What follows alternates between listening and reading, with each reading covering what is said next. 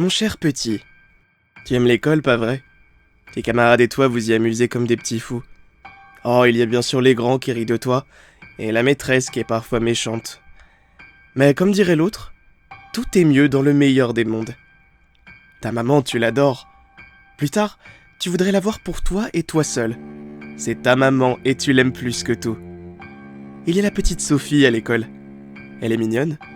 Elle a de beaux cheveux blonds. Mais la nuit...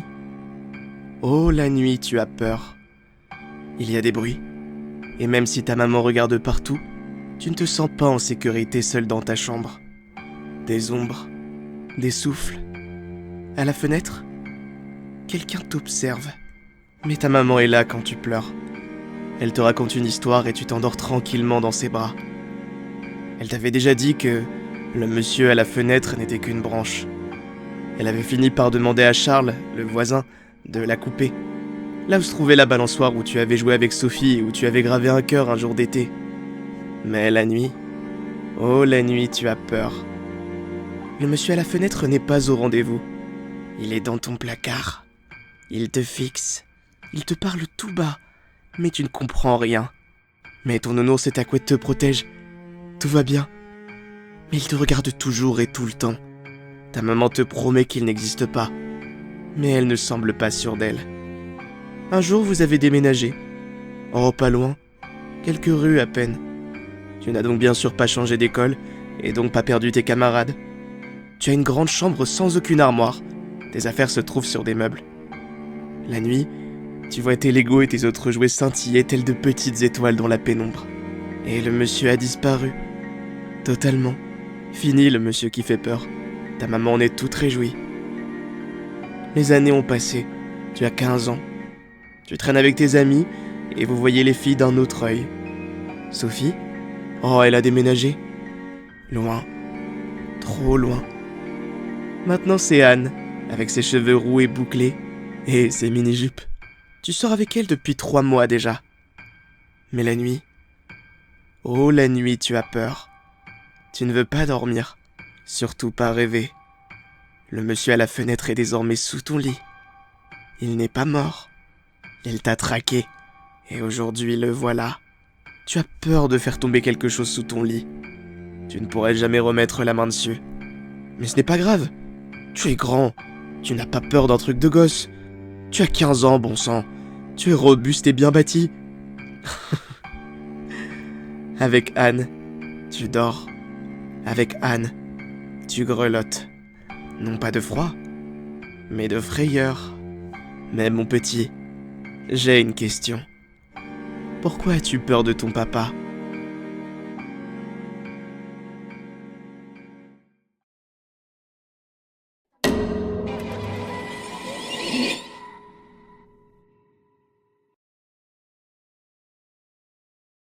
Écoute, je ne suis pas un tueur en série. C'est ponctuel, d'accord ? Bon sang, ferme-la ! Reste allongé et silencieux, c'est tout ce que je te demande. J'essaye de me concentrer, là. C'est ma première fois et j'essaye de faire les choses bien, ok ? Donc, premièrement, je suis vraiment désolé de tout ça. Deuxièmement, je vais tâtonner un peu pendant un moment. Courage, je suis désolé pour ça aussi. Mon frère jumeau et moi, on est nés à environ 20 secondes d'intervalle. On est restés quasiment collés de notre naissance jusqu'au lycée. Mais après, quelque chose a changé en nous et on est devenus assez différents. Il est parti de son côté et puis je suis parti du mien. Merde, tu sais comment c'est à cet âge-là. La rébellion, essayer de se trouver soi-même. Bordel, il est où ce putain de... Ok, si j'étais un chalumeau, où est-ce que je pourrais être ? Ok, je sais que ça va te paraître stupide, et je suis désolé de rendre la situation bizarre, mais... Est-ce que tu vois un chalumeau quelque part dans la pièce ? Il est censé être... Ah, il est là. La boîte à outils le cachait. Donc, comme je te disais, il est parti de son côté et moi du mien. Mais on a toujours eu cette connexion, tu sais. C'est un truc de jumeaux. Je saurais pas l'expliquer. Généralement, je peux toujours dire ce qu'il est en train de ressentir. C'est comme si on vivait les expériences de l'autre. Surtout quand ça implique de fortes émotions. Comme maintenant.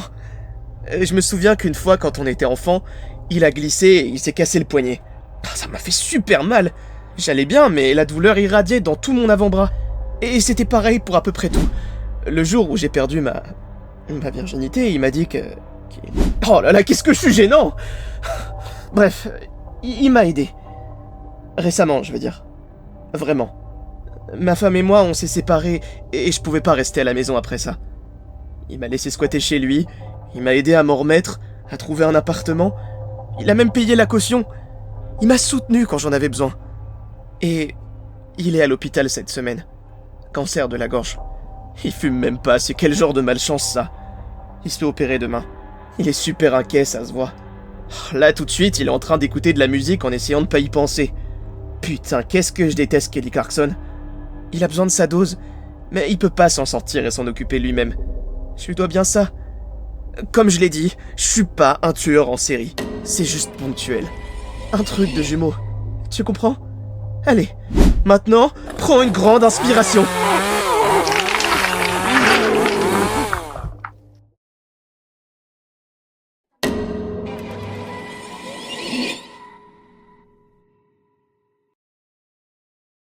Quand je m'ennuie, j'ai pour habitude de regarder des lives sur des sites de streaming. Je ne regarde pas des lives centrés sur une personne qui ferait une activité comme jouer ou discuter. Je préfère ceux qui montrent un lieu avec une caméra fixe. On peut en trouver pour toutes sortes d'endroits. L'avenue touristique pleine à craquer, une place pendant un festival ou une simple route de montagne. Souvent, je mets la fenêtre en miniature et j'y jette distraitement un coup d'œil de temps en temps pendant que je travaille. Je peux passer plus d'1 heure avec ces vidéos en fond. Je trouve ça plutôt apaisant. Je ne sais pas pourquoi. Une nuit, je suis tombée sur un nouveau live sur un site de streaming. La vidéo montrait une route de montagne. La caméra était posée par terre. On pouvait voir l'asphalte de la route s'étendre, encadré par 2 rangées d'arbres au feuillage épais. Le champ de vision était coupé par un large tunnel plutôt sombre, dont on ne pouvait distinguer l'intérieur. Il m'était totalement impossible de déterminer où se situait cette route. Il n'y avait aucune indication dans le titre ou la description. J'avais déjà pu voir des live streams de ce type de route, mais la plupart montraient des routes touristiques, alors j'ai trouvé ce live d'une route totalement banale et inconnue plutôt étonnant. D'un œil, j'ai regardé ce live stream pendant une 30aine de minutes pendant que je me préparais à manger. Rien de particulier. Juste avant minuit, alors que je m'apprêtais à changer de diffusion, j'ai pu voir une femme apparaître dans le champ de la caméra. Je n'ai pu la voir que de dos. Elle portait une longue jupe et ses cheveux longs d'un noir de jais couvraient son dos. Elle a marché droit dans le tunnel sans se retourner. Je me suis demandé ce qu'une femme pouvait bien faire à une telle heure sur une route de montagne. Peut-être qu'elle rentrait du travail, mais ça peut être dangereux pour une femme seule. J'ai vu sa figure disparaître, comme happée par l'obscurité du tunnel. Le jour suivant, j'ai retrouvé le même live, à peu près à la même heure. Pendant une bonne demi-heure, il ne s'est rien passé. Puis, peu avant minuit, la même femme s'est engouffrée dans le tunnel. Le jour suivant, tout ce manège s'est répété pour la 3e fois. J'ai été étreinte par une étrange sensation. C'est comme si un lien invisible s'était créé entre nous. Comme si, en la voyant disparaître dans le tunnel 3 jours de suite, j'avais ouvert une sorte de portail et établi une mystérieuse connexion avec cette femme. Je ne saurais trouver les mots exacts pour décrire ce ressenti. À partir de ce soir, je me suis religieusement connectée à la même heure pour la revoir. Chaque soir, j'étais au rendez-vous, attendant sagement de la voir entrer dans le tunnel, comme pour m'assurer qu'elle était bien rentrée chez elle la veille. Je me suis demandé qui elle était, et l'envie de connaître la localisation de ce tunnel ne me quittait plus. Après quelques recherches par image inversée, j'ai trouvé le lieu exact, un endroit sur Google Maps Street View qui correspondait parfaitement avec ce que montrait le live. Même les petits détails comme les panneaux de signalisation correspondaient. Mais j'ai rapidement déchanté quand j'ai réalisé que le tunnel était condamné. Il n'y avait pas la moindre route ou maison au-delà, juste un barrage qui contenait une étendue d'eau sombre et un panneau indiquant que seul le personnel autorisé pouvait entrer. Je me suis demandé ce que la femme pouvait bien faire là. Où allait-elle lorsqu'elle disparaissait dans le tunnel à minuit? Peut-être que son travail avait un rapport avec le barrage? Je ne pouvais m'empêcher de me préoccuper pour sa sécurité à l'idée qu'elle traverse seule ce tunnel chaque nuit, et j'ai senti des sueurs froides couler le long de ma colonne vertébrale. La peur m'envahissait. J'avais l'impression d'avoir vu quelque chose qui n'aurait jamais dû être vu. Je ne regarderai plus jamais ce live, me suis-je promis à cet instant-là. Mais alors que minuit approchait, j'ai senti une irrépressible envie de vérifier, de m'assurer que cette femme traverserait à nouveau le tunnel. Les mains tremblantes, j'ai cliqué sur le lien de la diffusion. Minuit pile. Personne. Pas l'ombre d'une femme. J'ai attendu une bonne demi-heure les yeux rivés sur mon écran, clignant à peine des yeux par peur de manquer son arrivée. Alors que je m'apprêtais à fermer la fenêtre et aller dormir, j'ai senti la température dans ma chambre se refroidir d'un coup, et une présence derrière moi. Je n'ai pas osé me retourner. Pourtant, ça a duré au moins une bonne minute. Je savais que c'était elle. Lorsque j'ai senti sa présence se dissiper, j'ai mis un temps avant d'oser regarder derrière moi. Je n'étais pas la seule à regarder. Je ne sais pas comment c'est possible, mais de son côté, elle me regardait aussi. Depuis ce jour, le lien vers le livestream ne fonctionne plus. J'ai tenté à maintes reprises de le retrouver, mais sans succès.